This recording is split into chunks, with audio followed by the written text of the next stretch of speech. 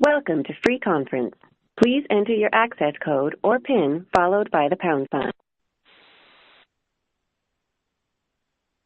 You will now enter the conference. Muted. Gossip or whatever, I'm sure you can just talk to Frank or somebody and kind of get the lowdown of what happened. Nothing major, I guess. Nothing major, nothing new. Just unfortunate, I guess. Is Frank there helping you moderate the call, or who? If he's not Frank there, is not here now. Danny's here, and Gabe just showed up. And I'm sure he's going to start recording here. Gabe doesn't really ever get on to talking and stuff. Now we've got someone else just popped in. So it looks like we've got a pretty good attendance set up for right now. That's pretty good. We're about 1.5 minutes after, and we'll wait until maybe about 5 or 6 minutes after, and then we'll kind of launch into the intro presentation.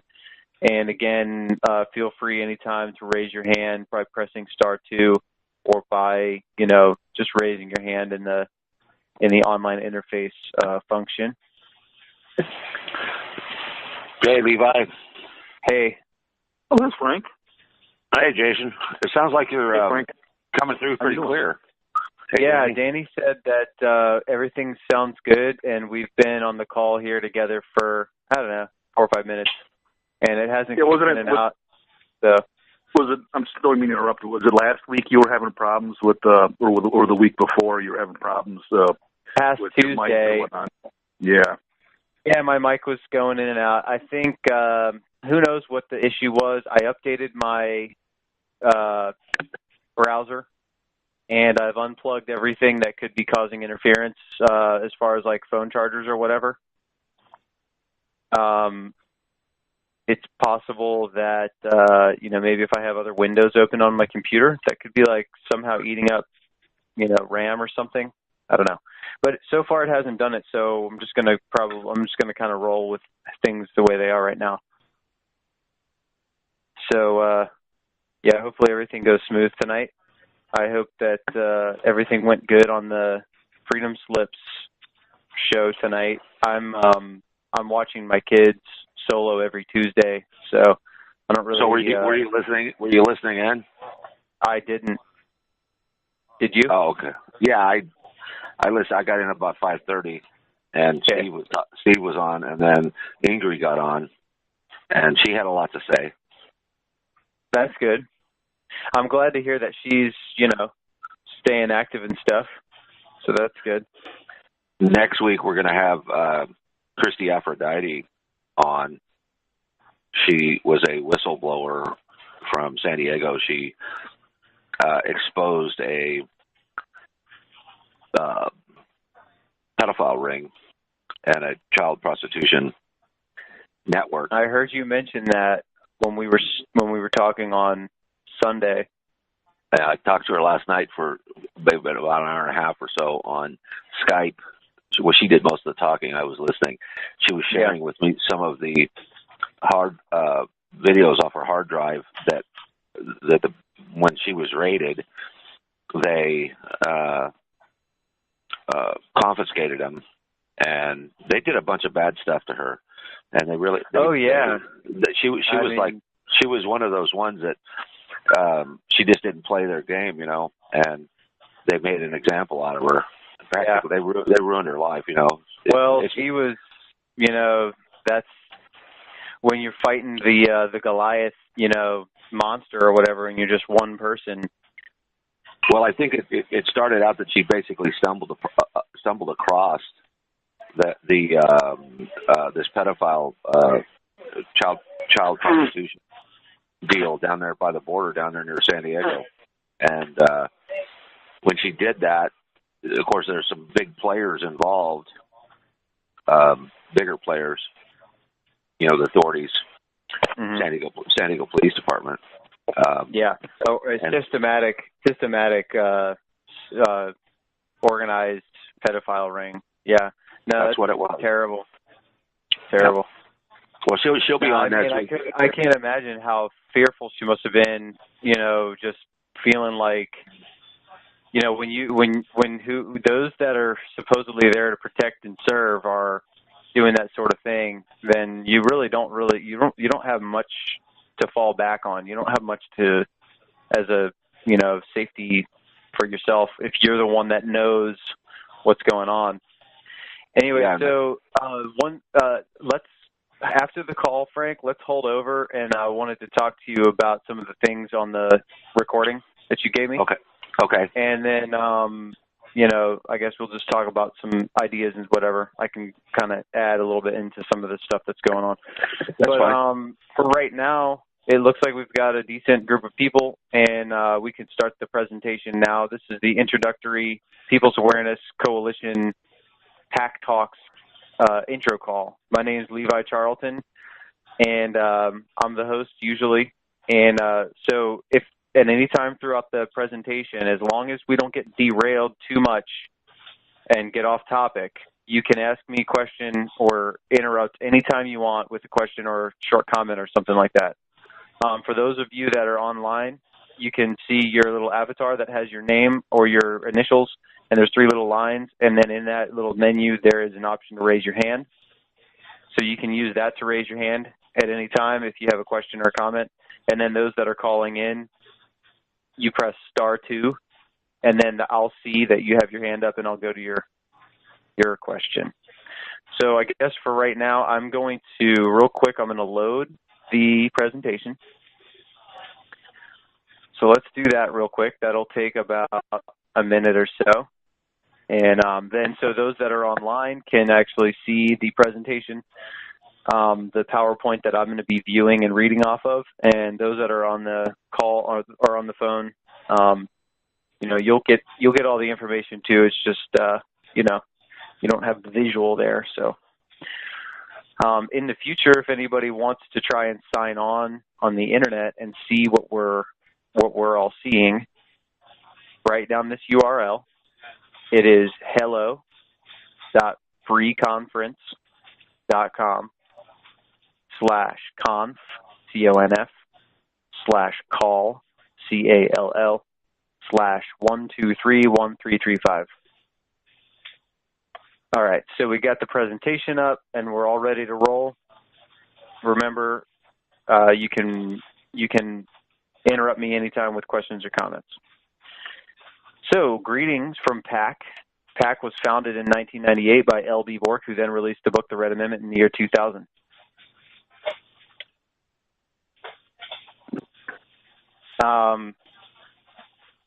Okay, sorry, I'm reading the comment that popped up in the chat real quick. PAC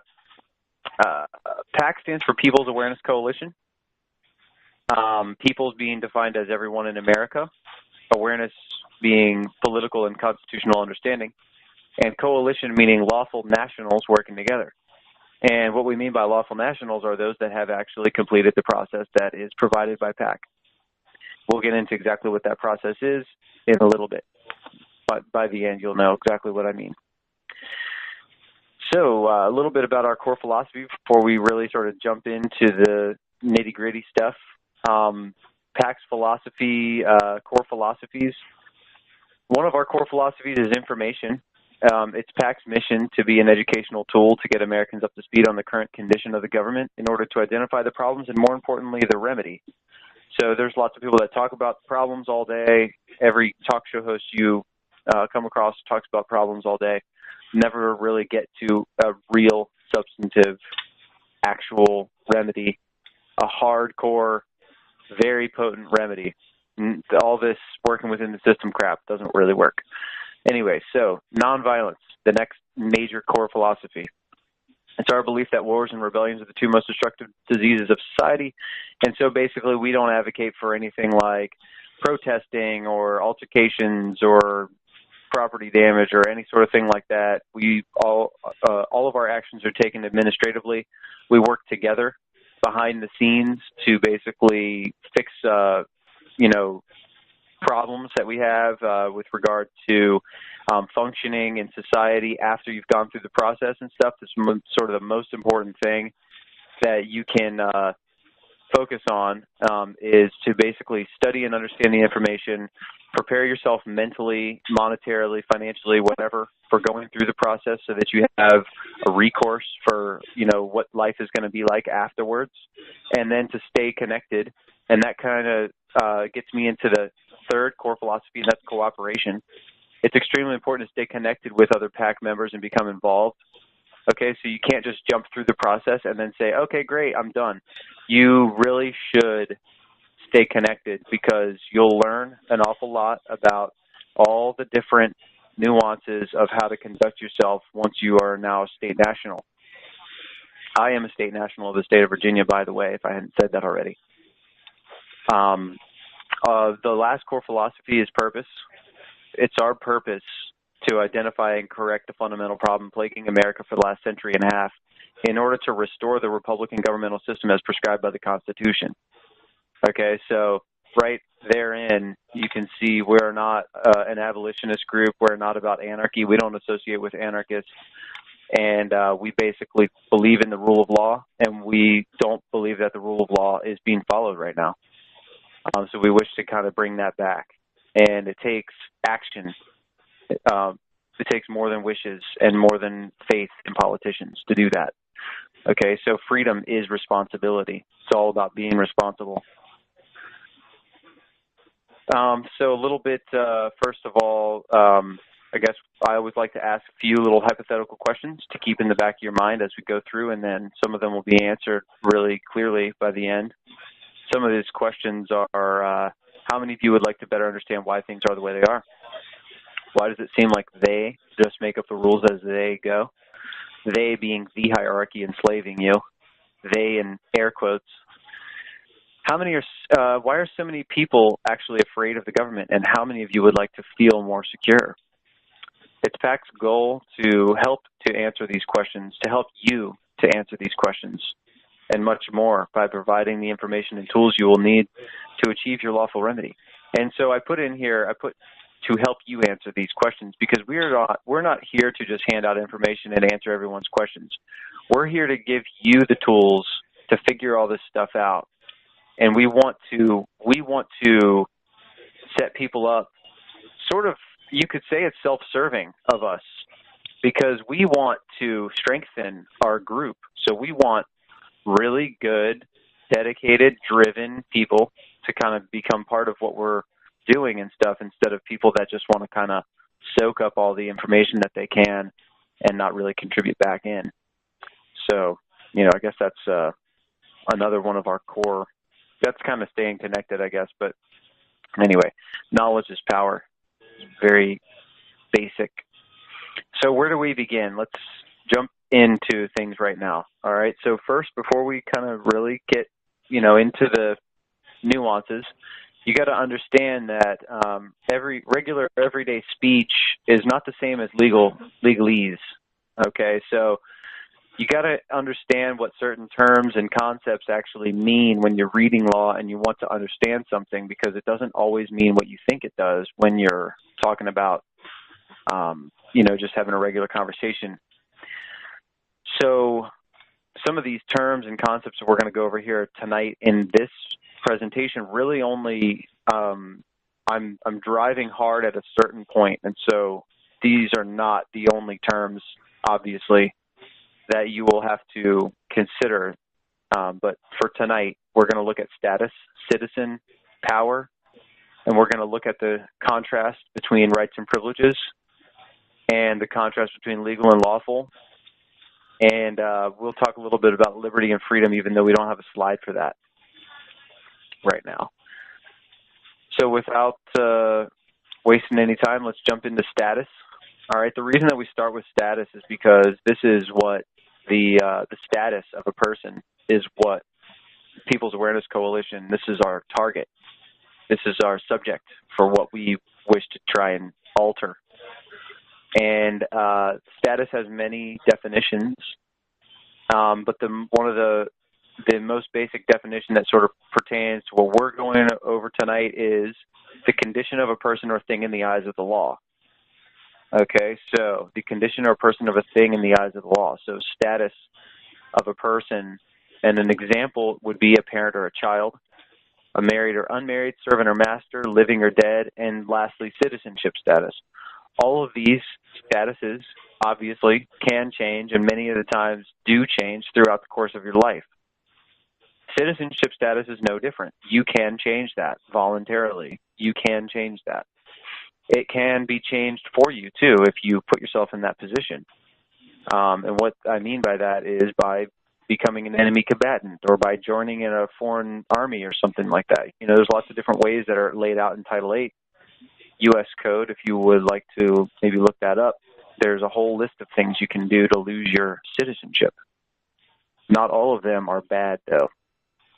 Not all of them place you as being an adversary to the government. So we spoke about citizenship status. Now let's talk about what is a citizen. All right, so a citizen is a person who owes allegiance to a government and is protected by it.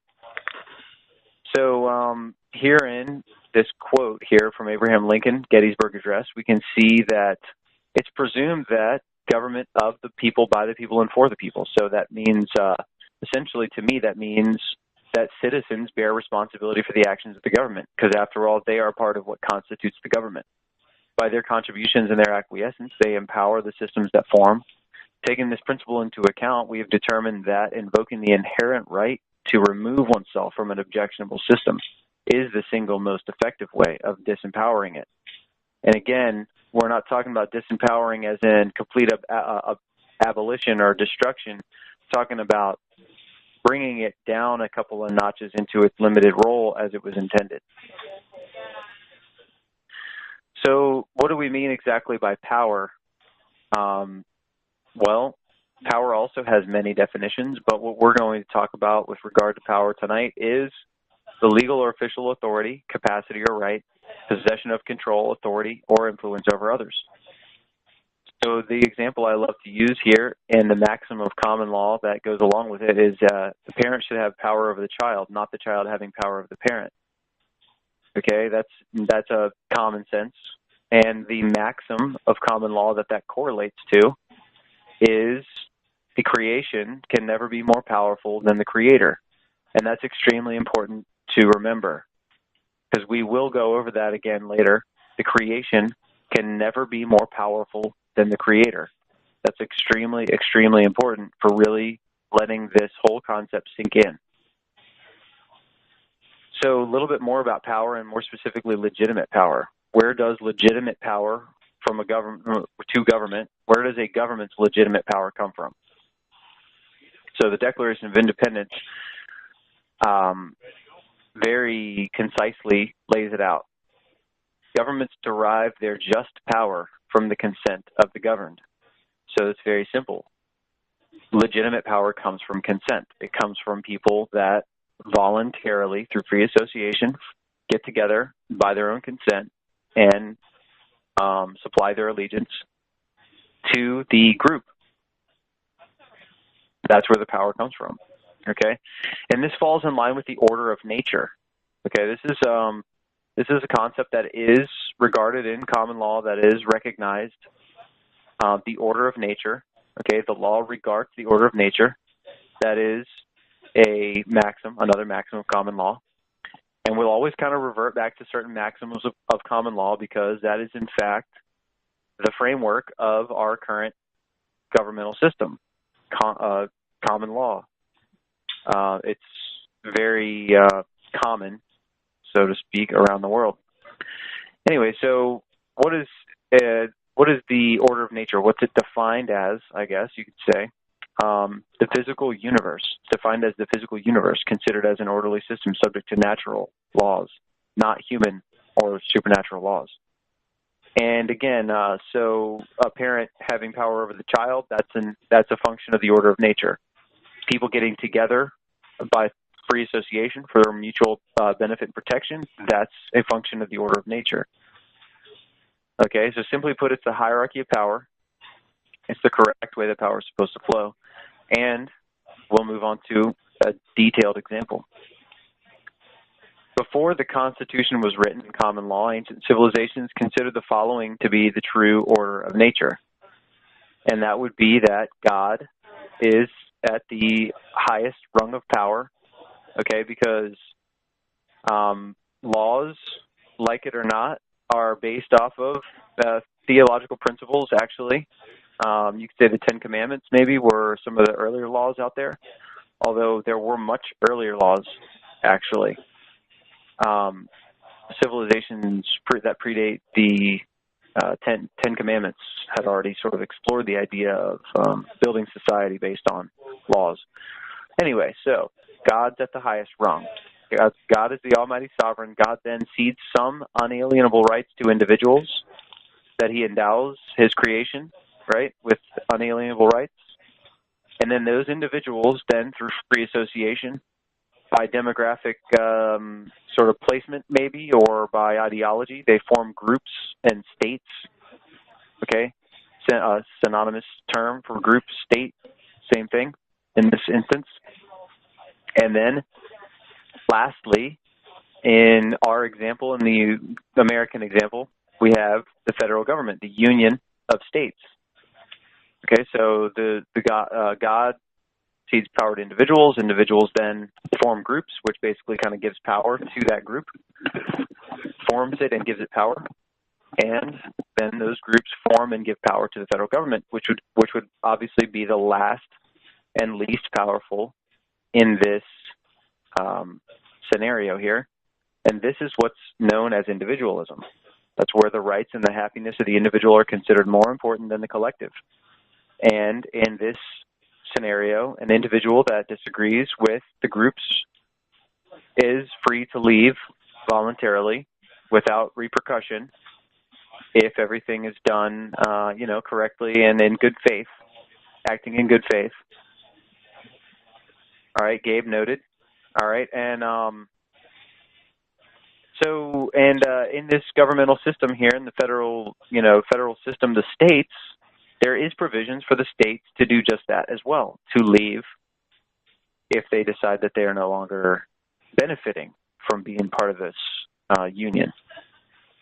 As we know from the so-called Civil War, that did not turn out very well when it was attempted by the southern states at that time, which is a whole other story. And, maybe we could get into that a little bit if anyone has any questions on that.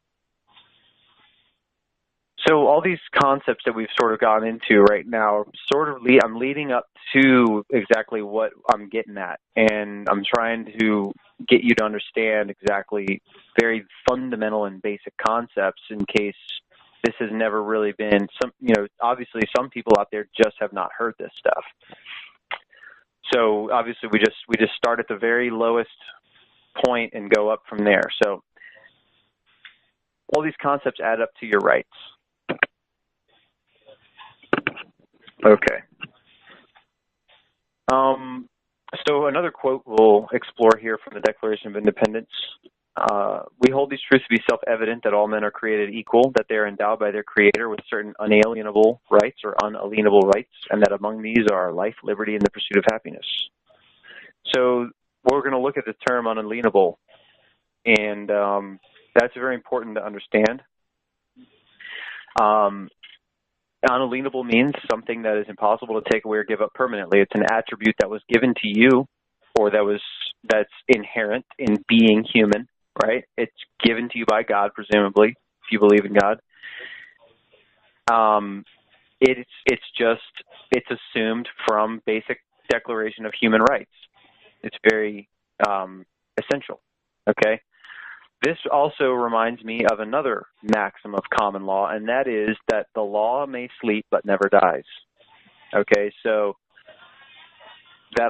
let's just leave that there. The law may sleep but never dies. That'll bring me to my next point, and that is that there was a fundamental change. There was a change that occurred, and what was that change that occurred? Okay, well, your rights cannot be taken and they cannot be given up permanently, but you can decide not to value them. You can decide not to protect them. And in essence, you can give them up voluntarily, but they're always there waiting for you to wake up. So like I said, the law may sleep but never dies. Lawful status is there for the taking. You just have to recognize it and do that. Okay? I'm going to read some comments real quick.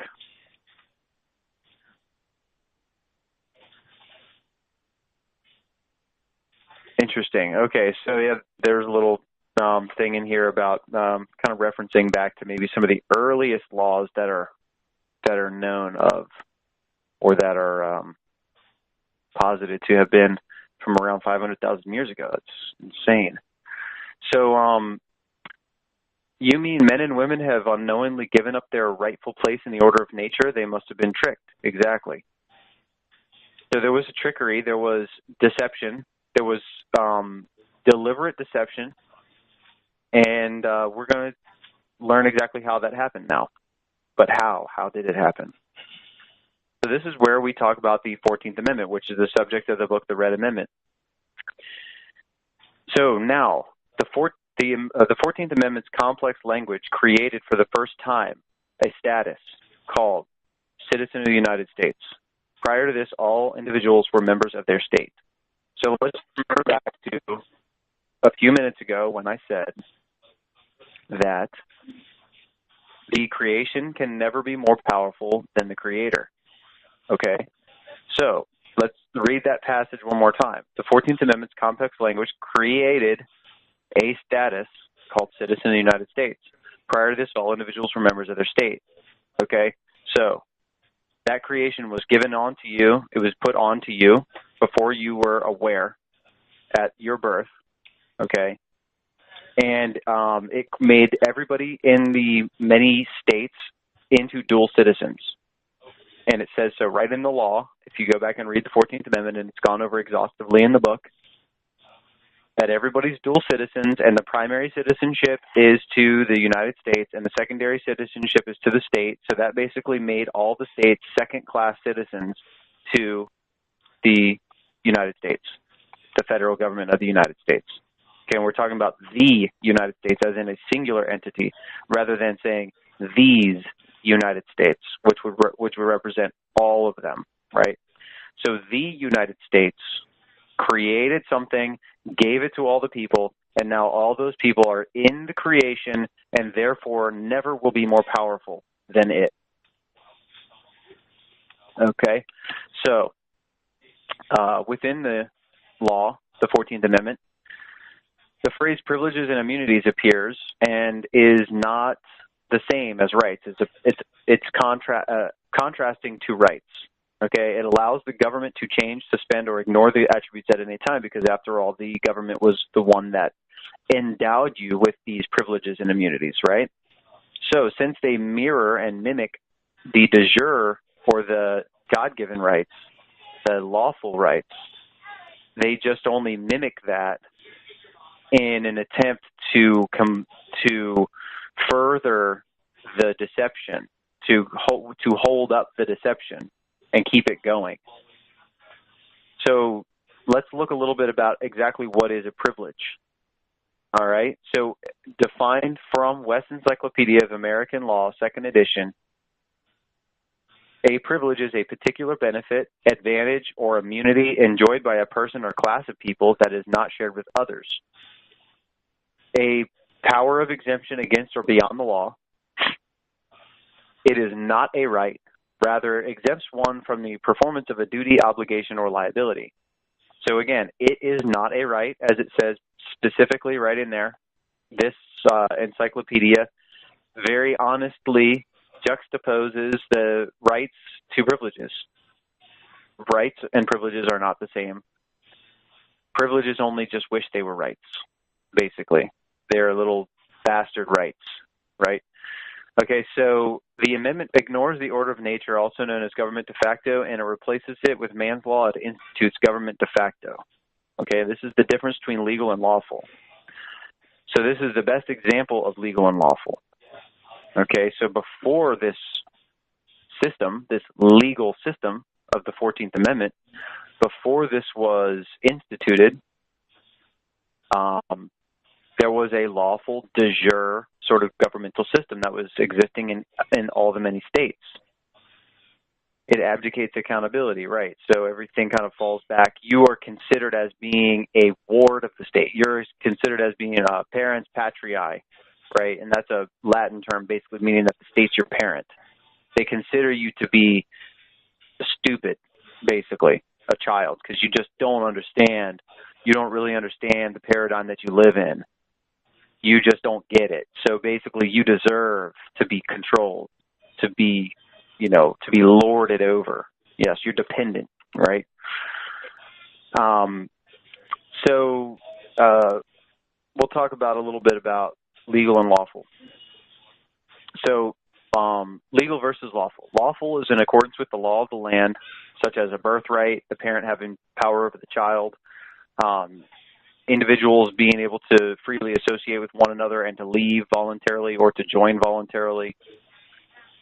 Something that's permitted, sanctioned, or justified by law. Lawful properly implies a thing conformable to or enjoyed by law.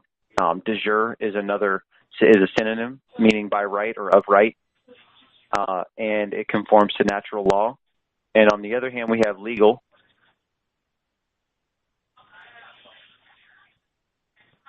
Okay.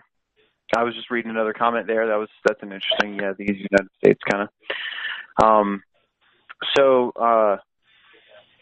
Legal, on the other hand, pertaining to the understanding, the exposition, the administration, the science, and practice of law. This is more about the ritual. This is more about following the instruction manual to the absolute letter. It takes away all the feeling, and it's about more of like sort of a robotic obedience to what's been written down, regardless of what is the spirit or the nature of what's trying to be accomplished in the act of even writing the law in the first place. So legal system is synonymous with a de facto system, a legal system of fact. De facto means of. It means that, so by the very fact, the virtue that it was written, by virtue of the fact that it was written, I should say, and instituted one way or the other, you could say lawfully or otherwise ratified. It's being followed. It's being followed. So of fact, basically synonymous with de facto. It's man's law over God's law. Okay? That is really what it comes down to in a metaphysical sense. Legal looks more to the letter of the law. Lawful looks more to the spirit of the law. Legal is more appropriate for conformity to positive rules of law, and lawful to the for accord with ethical principle. Legal imports rather that forms of law are observed and that the proceedings are correct in method and that rules prescribed have been obeyed. Like I said, the ritual. It's about robotically following and taking out any sort of compassion. And lawful, more so that the right is actual in substance and that moral quality is secured. So it takes into consideration the human factor, right? So this is the new system, the de facto system that's been implemented, right, in this new paradigm. The new order is that the federal government, since the federal government was the thing that created the creation, right, the creation of the citizenship status, the federal government is at the highest rung of power because it was the creator, right? And it then, so it installs itself in the highest rung of power, and then the groups and the states and organizations are below it, and they, have some limited power from the federal government, and then individuals are last in line, and God is omitted entirely. This is a system that's known as collectivism, where the group is always considered more important than the happiness and the well-being of the individual. And if we look at collectivist societies throughout time, we'll see that they were often brutal dictatorships, totalitarian states. They did not tolerate any sort of, freedom of religion, freedom of the press, things like that. They'd much rather murder you than let you leave voluntarily if you disagreed with them. Many times people have to clandestinely leave under cover of night, and through, say, maybe the Underground Railroad sort of type of thing. They have to leave in that sort of way to be able to leave the oppressive system, because otherwise they would just be killed. So this is what's, collectivism. And, right now this is the system, and it progressed, but not absolutely the epitome of the collectivist system, what we have now. It is a progressed version, but not the absolute epitome of a collectivist system because, after all, we can still decide to leave voluntarily, and that's what PAC is here to help people do, is to realize what this problem is, where it came from, how it happened, how to reverse it. This is how we reverse it. Political power comes from groups of people that share the same status. Okay, it's called a body politic. That is what gives a person their strength. Okay, it's like football teams or something. To use an analogy, football teams, if there's a football team, there's allowed, 11 guys on the field, maybe 10 guys, I'm not even sure, somewhere around there on each side. Okay, so that would give them, they have an equal amount of power, presumably, because they'll have the same number of guys on the field. You know, when somebody makes a mistake and there's an extra person on the field, they get a foul because it's not equal. Now, if you basically decide you want to be an anarchist, then you're going to be playing football as a single person on a field against a team of people. And that isn't a very wise thing to do. So, you know, it's better to be part of a larger group if it's a voluntary thing and if you agree with their motives and direction and it's for mutual benefit and protection and everything like that. You know, if everything aligns, then it's better to be part of that group because you are part of a body politic. You add to the power of the group. This is why the states seem to have no power, though, because all the people in the states are United States citizens. They are not allied with their state. Okay, they must have allegiance to their state, not to the federal government, not to the United States federal government. They have no rights and no protection of the Constitution of the state wherein they reside. Okay, so that's an important thing to consider.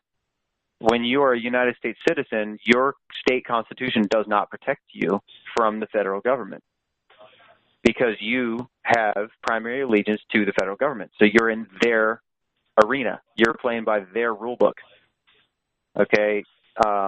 If you were to renounce your citizenship to the United States and to take up allegiance to the state, then you would be basically considered a national of that state, and then that state would have legal standing to protect you based on its constitution and the 10th Amendment, which actually is active but is basically sleeping. Like I said before, the law sleeps but never dies. Okay, so this is basically, I know this is a lot for some people that might be hearing it for the first time, but this is definitely the truth, and it's been demonstrated. So how exactly do we fix it? How do we fix it? The best way to correct it, I already went over, I guess, is the best way to correct the situation is to bring the power back to the states as intended by the founders by correcting your status to that of a state national or national of a state. This means pledging allegiance to a state and thereby bringing political power back to the states and bringing the federal government back to its intended function. So essentially, we will be kind of flipping and the Reconstruction Amendments, turning them back and sort of deconstructing what we have now to go back more to just in a political sense, I guess, what we once had. Okay, not considering any of the other societal conditions that were happening at that time, such as slavery. We don't want that, obviously. We want to bring the power back to the states. That's it. You know, no matter what color you are, it's all the same. We're all in the same status right now as being subjects to the United States federal government. So we can all, you know, kind of participate in this together. So People's Awareness Coalition is here to provide the remedy, but we need your help. It's been the mission of PAC since 1998 to bring constitutional education and political awareness to all Americans, but in time it was realized that most Americans are not quite ready. So basically, like it says, People's Awareness Coalition is here to provide the remedy. What is the remedy? The remedy is an administrative process that's done over the mail in most cases, but then also there are some other aspects of the process where you have to go do public notifications, and you should go talk to local, like law enforcement, such as your local sheriff and stuff, so that you'll be acting in good faith and you're not going to kind of like come up on their radar all by surprise one day. That wouldn't be such a great thing. So, and another thing too is, like I said, it's been realized that most Americans aren't quite ready. Maybe it's because they're not quite ready to actually accept the information, or maybe they're ready to accept the information, but they're just not ready financially, or just with their lifestyle to be able to, really make it as a national of a state afterwards.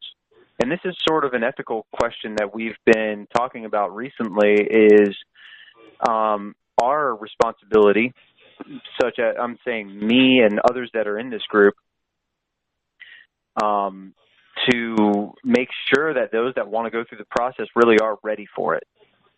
That we don't bring somebody through this process that is not going to be ready for it and then ends up getting themselves in some trouble because of basically half-assing the process and maybe kind of half implementing some things and acting like they know everything and getting themselves in deep trouble from not really doing it the right way and not staying in contact and not being a team player and stuff. So there's certain things that we hold close to the chest that we don't really tell people what to do right away when they're first getting involved with the group, and when when they're first learning about all this stuff. We don't just sort of lay everything out there. We want to know that people are setting themselves up in the right way to be able to function, free and clear once they go through the process.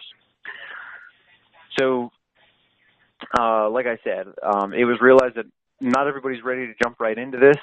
That's totally understandable because, after all, we've been brainwashed sort of from a very young age to be dependent on this system. We've paid into Social Security. A lot of us have paid a lot into that.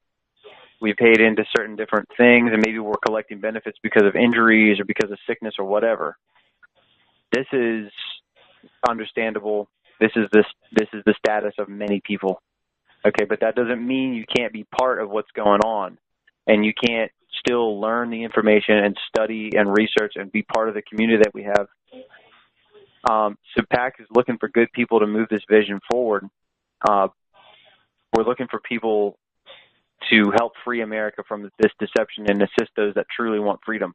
And you can definitely go to bed at night feeling good that you really did something and you affected change in somebody else's life, even if you didn't do it for yourself. And sometimes that's even more gratifying than doing something for yourself.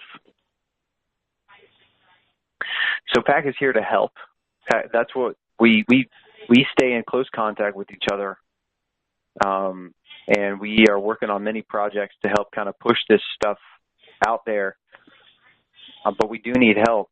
It's no doubt about it. And there's certain issues that we have that we're always working on, because we are trying to operate without the system. And that's not easy, okay? And there's no manual. There's no rule book on how to do this. We're actually writing the manual on it right now.